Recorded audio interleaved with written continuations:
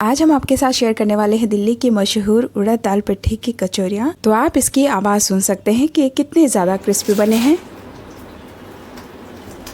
ये देखिए, है ना एकदम खस्ता करारी कचौरियाँ। और इनके अंदर स्टफिंग देख सकते हैं आप। पूरी दिल्ली में ये स्ट्रीट फूड बहुत ही ज़्यादा फेमस है, स्पेशली चांदनी चौक में। तो ये रेसिपी एक बार ज़रूर ट्राई कीजिएगा और अगर अच्छी लग जाए तो वीडियो को लाइक कीजिएगा और शेयर कीजिएगा। हेलो दोस्तों, मैं हूँ उमा रावत और आप देख रहे हैं फूड्स लाइक। तो सबसे पहले हम उड़द दाल की स्टफिंग तैयार करेंगे। एक पैन में 1 बड़ा चम्मच सरसों का तेल गरम करेंगे और तेल गरम होते ही इसमें आधा छोटा चम्मच जीरा और 1/4 छोटा चम्मच हींग ऐड कर लेंगे। अब हम इसमें हरी मिर्च ऐड करेंगे। गैस की आंच को मीडियम रखेंगे। हरी मिर्च आप अपने स्वाद के अनुसार ऐड कर सकते हैं।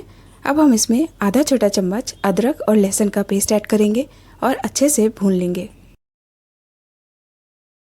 अदरक और लहसुन हमारे भून चुके हैं। अब हम इसमें नमक ऐड कर लेंगे। नमक आधा छोटा चम्मच या फिर स्वाद के अनुसार ऐड कीजिए। 1/4 छोटा चम्मच हल्दी पाउडर ऐड करेंगे और आधी छोटी चम्मच कश्मीरी लाल मिर्च या फिर देगी मिर्च ऐड कर सकते हैं। अब हम इसमें धनिया पाउडर ऐड करेंगे, आधी छोटी चम्मच। 1/4 छोटा चम्मच जीरा पाउडर ऐड करेंगे और अब हम इन सारे मसालों को भून लेंगे। गैस की आंच को बिल्कुल कम रखेंगे।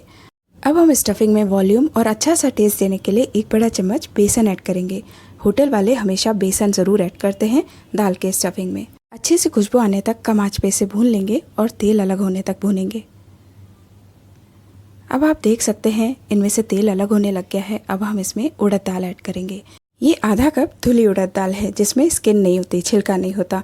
इसे हम धुली उड़द दाल बोलते हैं। इसे हमने 3 से 4 घंटे के लिए पानी में सोख करके रखा था। उड़द दाल पानी में भीगकर अच्छे से फूल चुकी है, सॉफ्ट हो चुकी है। इसे हमने वॉश कर लिया था साफ पानी में।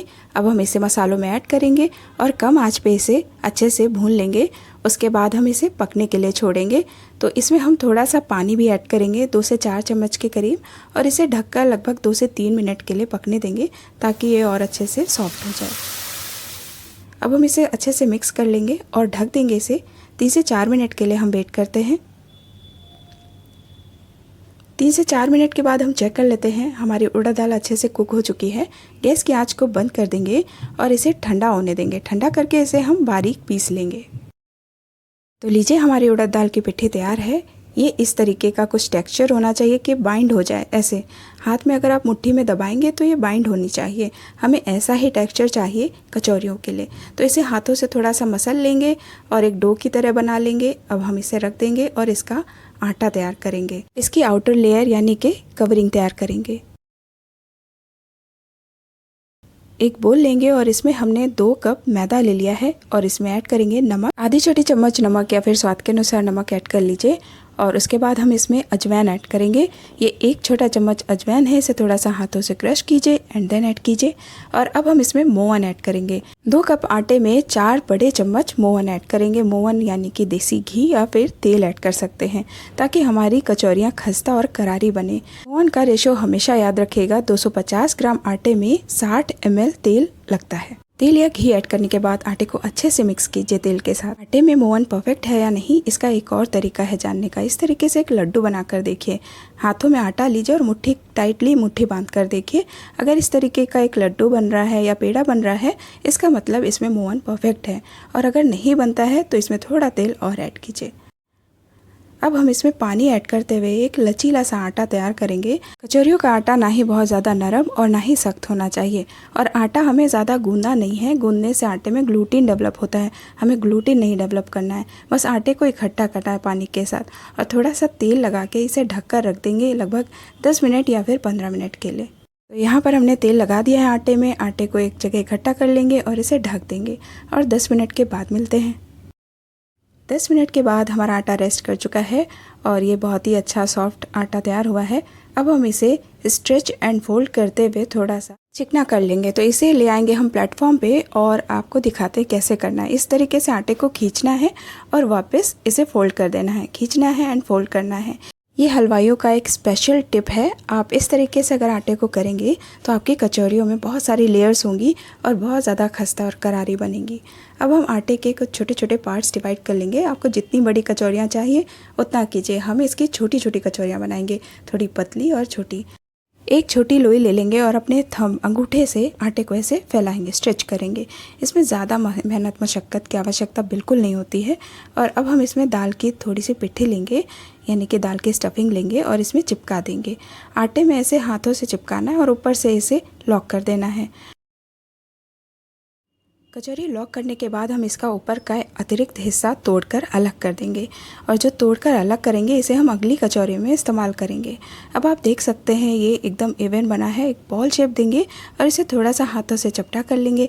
आप इसी तरीके से इसे तेल में तल सकते हैं, लेकिन आप इसे बेल भी सकते हैं। बेल कर एकदम पतली कचौरियाँ बना लीजिए।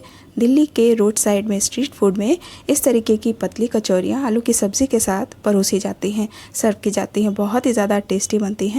और अब हम इसी तरीके से बाकी की कचौरियाँ भी बना लेंगे।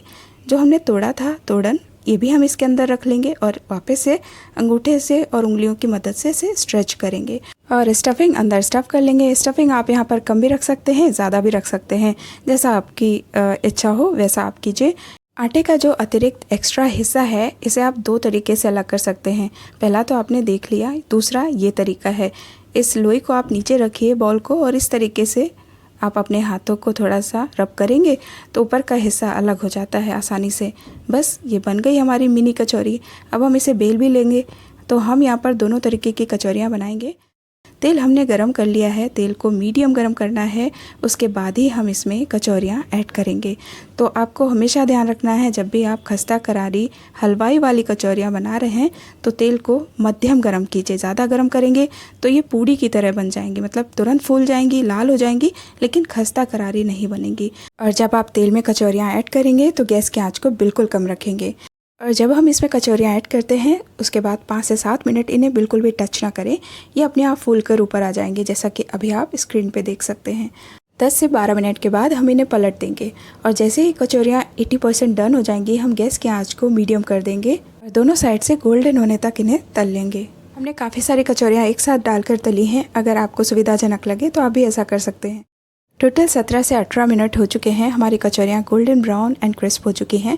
अब टाइम आता है इन्हें बाहर निकालने का, तो हम इन्हें इसी स्टेज पे बाहर निकाल लेंगे। आप देख सकते हैं स्क्रीन पे कि इन कचौरियों का कलर बहुत ज़्यादा डार्क गोल्डन नहीं हुआ है, क्योंकि ये इतनी ज़्यादा गर्म होती हैं, तेल से बाहर निकालने के बाद भी ये कुक होती रहती हैं, तो इन्हें इसी टाइम निकालना बेहतर होता है। कचौरियाँ रेडी हो चुकी हैं। कि आवाज़ सुन सकते हैं कि कितने ज़्यादा क्रिस्पी बने हैं। ये देखिए, है ना एकदम खस्ता करारी कचौरियाँ।